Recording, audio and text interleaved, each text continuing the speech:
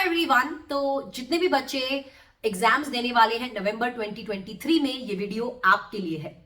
जितने भी बच्चे एग्जिस्टिंग स्कीम में लास्ट अटेम्प्ट देंगे नवंबर 2023 के लिए, आप लोगों के सामने एक सिचुएशन तो आ गई है जो कि हर बार हर अटेम्प्ट में नहीं होती है। वो ये है कि अगर आप इस अटेम्प्ट में एग्जाम्स को दे रहे हो तो आपको पढ़ाई को कुछ इस तरीके से करना है कि आप इसी एग्जाम में क्लियर हो जाओ, क्योंकि आपको पता है अदरवाइज नए स्कीम में बहुत ज्यादा एडिशंस डिलीशंस है, सिलेबस काफी चेंज हो रहा है, तो आपको उसका भी सामना करना पड़ेगा और वो एडिशन डिलीशंस को आपको एक्स्ट्रा पढ़ना पड़ेगा। तो मेरी सलाह सब बच्चों को ये होगी कि जो भी बच्चे नवंबर 2023 में एग्जाम्स दे रहे हैं, इस तरीके से पढ़ाई करो कि नवंबर 2023 में आप अपने एग्जाम्स को क्लियर कर दें। वो आपको पढ़ाई ही इस तरीके से करनी है कि आप नवंबर 2023 में क्लियर कर दें। अब मैं इस वीडियो में आपके साथ बहुत सारी कुछ ऐसी चीजें शेयर करने वाली हूं जिन चीजों को जेन्युइनली आप अगर फॉलो कर रहे हो ना, इन चीजों को अगर आप जेन्युइनली फॉलो करते हो, कोई रोक ही नहीं सकता आपको पास होने में। और आपके पास अभी सफिशिएंट टाइम है। जुलाई, अगस्त, सितंबर, अक्टूबर, यू हैव सफिशिएंट टाइम। अगर आप स्क्रैच से भी एक ग्रुप भी कोई दे रहा है और स्क्रैच जीरो से भी स्टार्ट कर रहा है ना, तो भी you can kill it in the November 23 attempt. तो इस वीडियो में काफी इंपॉर्टेंट चीजें डिस्कस होने वाली है, तो watch it till the and. और जिन बच्चों ने इस चैनल को अभी तक सब्सक्राइब नहीं किया, क्या कर रहे हो यार, कर लो सब्सक्राइब। इस चैनल की मदद से मैं आपको बहुत ज्यादा मोटिवेट और गाइड करने की कोशिश करती हूं। चलिए बढ़ते हैं वीडियो में आगे। तो like I said, July, August, September, October sufficient time है। जीरो से भी स्टार्ट करते हो तो भी, सिंगल ग्रुप अगर जीरो से स्टार्ट करते हो तो आप एस करके आ सकते हो। और अगर किसी बच्चे का मान लो मई 23 में आपका रिजल्ट अगर नेगेटिव रहा है और आप नवंबर 23 में बोथ द ग्रुप्स अपीयर करना चाहते हो, तो भी आपके पास अभी सफिशिएंट टाइम है। तो चलिए बढ़ते हैं इस वीडियो में आगे और मैं आपके साथ कुछ शेयर करती हूँ। बहुत बहुत बहुत इंपॉर्टेंट चीज है।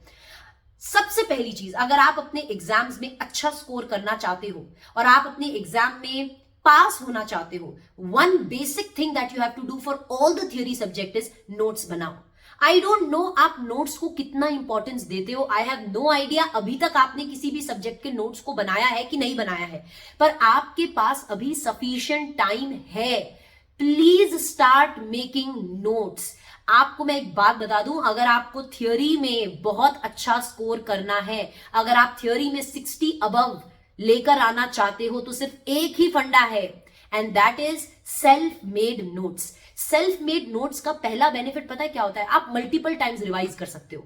आपके खुद के हाथ के बनाए हुए नोट्स होते हैं ना, तो कितनी बार भी आप उन नोट्स से रिवाइज कर सकते हो, मल्टीपल टाइम रिवाइज कर सकते हो। पहली बार अपने नोट्स से रिवाइज करोगे, हो सकता है 1 घंटा लगे एक चैप्टर को, दूसरी बार करोगे तो 45 मिनट्स लगेगा, तीसरी बार करोगे तो आधा आधा घंटा में आपकी जो नोट्स हैं उनकी मदद से आप रिवीजन को कर सकते हो। तो सबसे पहली चीज, अगर आपने अभी तक नोट बनाना चालू नहीं किया है तो do not make this mistake. हर एक चैप्टर के नोट्स बनाना प्लीज स्टार्ट कर दीजिए, humble request. First thing. Now second thing being, कितने आरटीपीज को सॉल्व करना चाहिए, क्योंकि देखो प्रैक्टिस तो बहुत ज्यादा जरूरी है। चाहे वो आपके प्रैक्टिकल सब्जेक्ट्स हो तो उसकी प्रैक्टिस करना बहुत जरूरी है। बहुत बच्चे पूछते भी है, मैडम कौन से अटेम्प्ट की आरटीपीज को हम टच करें, कहां से हम आरटीपीज को प्रैक्टिस करना स्टार्ट करें। आप ना मई 2020 के अटेम्प्ट से आरटीपीज उठाओ, अब तक के अटेम्प्ट की, और प्रैक्टिस करना स्टार्ट कर दो। आपके पास सफिशिएंट क्वेश्चंस होंगे प्रैक्टिस करने के लिए। और जो आप आरटीपी मई 2020 से अभी तक के आरटीपीज जो प्रैक्टिस करोगे ना, आपके ऑलमोस्ट हर वैरायटी के, हर टाइप के क्वेश्चन सॉल्व हो जाते हैं। तो आप प्लीज आरटीपीज, एमटीपीज को फोकस करें और उनको एज अ स्टडी मटेरियल अपनी प्रैक्टिस के लिए रखें।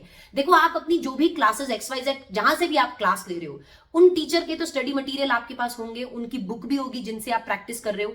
उसके अलावा मैं आपको बोल रही हूं कि आपको आरटीपी क्वेश्चंस प्रैक्टिस करने हैं मई 2020 की आरटीपी, क्योंकि आपके पास अभी सफिशिएंट टाइम है और आप इसे कर सकते हो।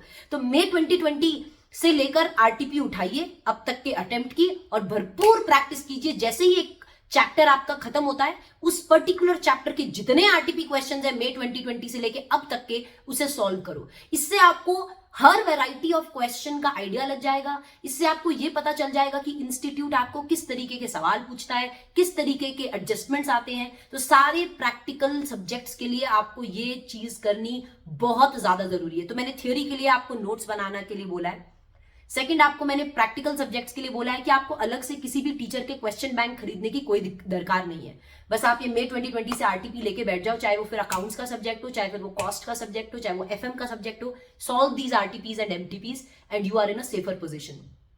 नाउ बात आती है कि रिविजन्स कितनी बार करनी चाहिए। देखो, नंबर ऑफ रिविजन्स मैटर नहीं करते, पर क्वालिटी ऑफ रिविजन्स बहुत मैटर करती है। पर ऑन एन एवरेज अगर मैं बोलूं, मैंने प्रैक्टिकल सब्जेक्ट्स को कम से कम 3 बार लिख के प्रैक्टिस किया था, चाहे वो फाइनल चाहे वो इंटर की बात हो।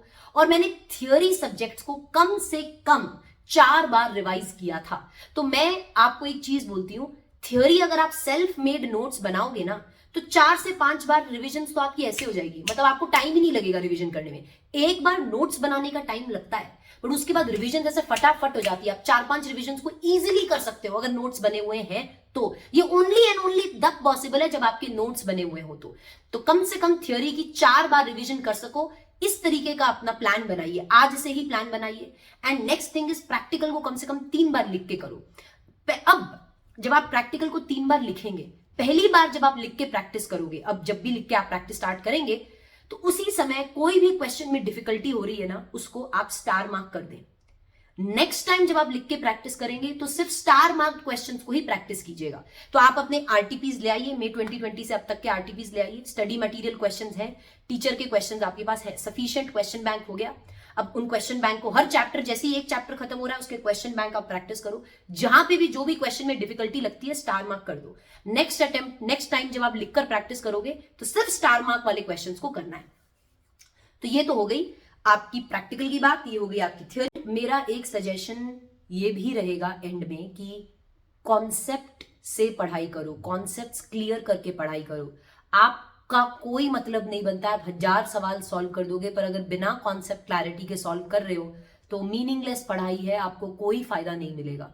तो प्लीज कॉन्सेप्ट्स क्लियर करें, कॉन्सेप्ट्स क्लैरिटी को ऑब्टेन करें।